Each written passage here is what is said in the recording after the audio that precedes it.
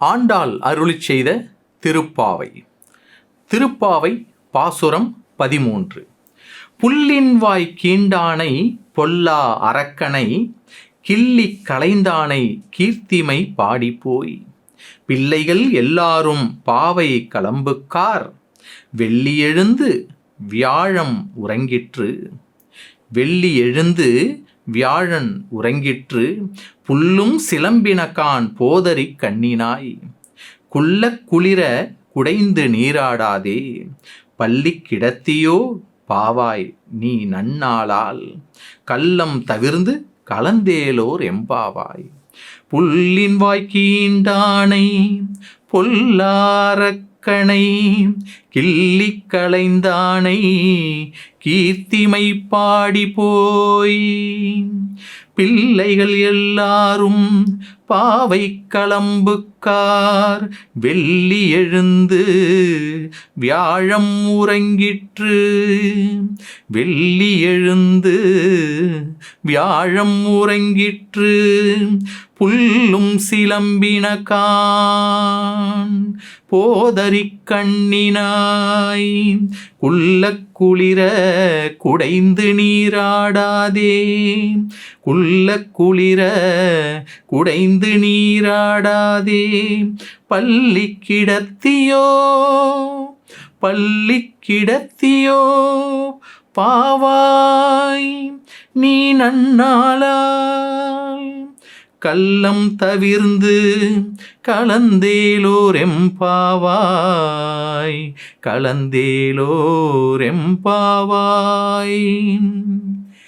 இந்த மார்கழியில் இன்று நாம் சிந்திக்க இருக்கக்கூடியது திருப்பாவையில் பாசுரம் 13. ஏகாந்தியே எழுந்திரும்.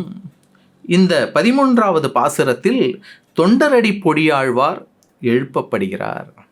இந்த 13வது பாசுரத்தில் இந்த பாடலுக்கான பொருளை இப்போது சிந்திக்கலாம்.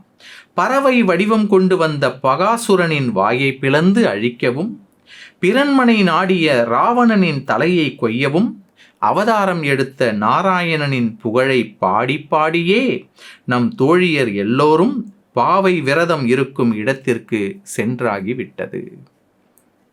கீழ்வானத்தில் வெள்ளி முளைத்து விட்டது. வியாழன் மறைந்து விட்டது. பறவைகள் கீச்சிட்டு பாடுகின்றன. தாமரை மலர் போன்ற கண்களையுடைய பெண்ணே, தாமரை மலர் போன்ற கண்களையுடைய பெண்ணே, விடியலை உணர்த்தும் இந்த அறிகுறிகள் தெரிந்தும் உடல் நடுங்கும்படி குளிர்ந்த நீரில் நீச்சல் அடித்து குளிக்க வராமல் என்ன செய்கிறாய்?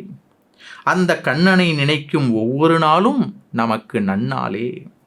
மார்கழியில் அவனை நினைப்பது இன்னும் சிறப்பல்லவா? எனவே தூக்கம் என்கிற திருட்டை தவிர்த்து எங்களுடன் நீராடவா தோழியே என்று அழைக்கிறார்கள்.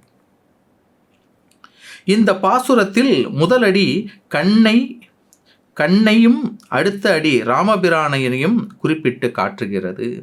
புல்லின்வாய் கீண்டானை பொல்லா அரக்கனை என்று கண்ணனையும் அடுத்த அடி ராமபிரானையும் குறிப்பிட்டு காட்டுகின்றன. தொண்டரடி பொடியாழ்வாரும் திருமாலை முடிவில் வளவெழுந்த வளமாட மதுரை மாநகர தன்னுள் கவலமால் யானை கொன்ற கண்ணனை அரங்கமாலை என்று கண்ணனை காட்டினாராம்.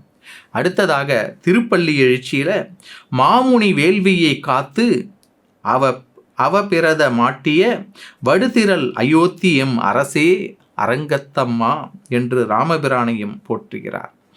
இங்கே இந்த பாடலில் வெள்ளி எழுந்து வியாழன் உறங்கிற்று என்பதை தொண்டரடி பொடியாழ்வார் கதிரவன் குணதிசை சிகரம் வந்தணைந்தான். கதிரவன் குணதிசை சிகரம் வந்தணைந்தான். கனை அருள் அகன்றது காலையும் பொழுதால் என்று காட்டியுள்ளாராம். புல்லும் சிலம்பினகான் என்று பறவைகளின் ஒளி காட்டப்பட்டுள்ளது. புல்லும் சிலம்பினகான் போதரி கண்ணினாய் என்று இவரும் பறவைகள் வாழும் சோலைகளிலேயே தங்கி பூப்பறித்து வந்தாராம். பாவாய் எனும் சொல் தொண்டரடி பொடியாழ்வாரை குறிப்பிடுகிறது. பாவாய் என்பதற்கு பரம ஏகாந்தி என்பதும் மற்றொரு பொருளாகும். இவர் மட்டுமே ஆழ்வார்களில் ஏகாந்தியாவார் என்று சொல்லப்படும். வேறு தேசத்து பெருமாள் எவரையும் பாடாததால் பரம ஏகாந்தியாக இந்த தொண்டரடி பொடியாழ்வார் கருதப்படுகிறார். அதாவது ஸ்ரீரங்கத்தில் எழுந்தருளி உள்ள அரங்கனை தவிர வேறு எந்த திவ்ய தேசத்து பெருமாளையும் இவர் மங்களாசாசனம் செய்யவில்லை. இப்பாசுரத்தில் வரும் நன்னாளால் எனும் சொல் முதல் பாசுரத்தில் மார்கழி திங்கள் மதி நிறைந்த நல்லாளால் என்று ஆளப்பட்டிருக்கும் அல்லவா? மார்கழிதான் தொண்டரடி பொடியாழ்வார் அவதரித்த மாதமாகும். பள்ளி கிடத்தியோ என்று கடைசியிலிருந்து 2வது வரியில் வரப்படுகிறது. பள்ளி கிடத்தியோ பாவாய் நீ நன்னாளில், பள்ளி கிடத்தியோ பாவாய் நீ நன்னாளால் கள்ளம் தவிர்ந்து கலந்தேலோர் எம்பாவாய் என்று சொல்லப்பட்டிருக்கும். இந்த ஆழ்வாருக்கு இந்த பள்ளி கிடத்தியோ என்பது இந்த ஆழ்வாருக்கு பொருத்தமானது. இவர் சில காலம் தேவதேவி என்னும் தாசியிடம் மயங்கி நீராட்டம் விரதம் மறந்து பள்ளி கிடந்தாராம். இவ்வாறு இப்பாசுரத்தில் தொண்டரடி பொடியாழ்வார் எழுப்பப்படுகிறார். அதைத்தான் இந்த பாசுரம் 13 நமக்கு சிந்திக்க உணர்த்துகிறது.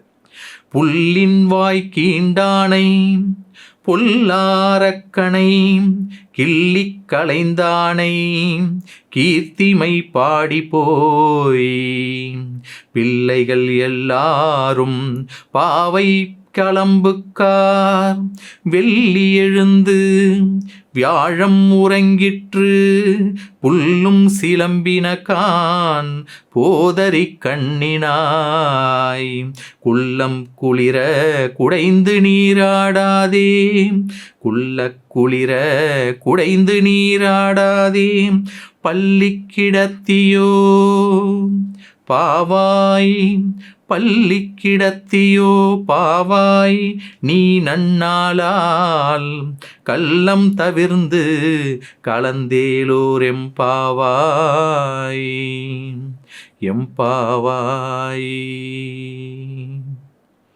நன்றி, வணக்கம்.